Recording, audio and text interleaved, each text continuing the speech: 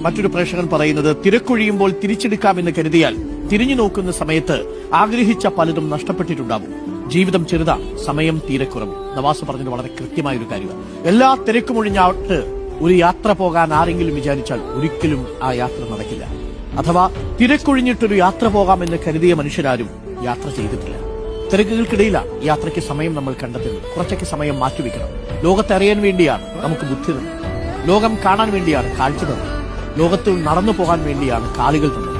ലോകത്തെ നല്ല രുചി വിഭവങ്ങൾ ആസ്വദിക്കാൻ വേണ്ടിയാണ് നമുക്ക് നല്ല രുചിയും ഭക്ഷണവും വിശപ്പും ഒക്കെ തന്നത്. ഇതൊന്നും അറിയാതെ ഇങ്ങനെ തീർന്നു പോയിട്ട് എന്ത് കാര്യം? അതുകൊണ്ട് യാത്ര ചെയ്യണം, പരമാവധി കാഴ്ചകൾ വേണം, രുചികൾ അനുഭവിക്കണം, മനുഷ്യരെ കാണണം, നല്ല ഹസ്തദാനങ്ങൾ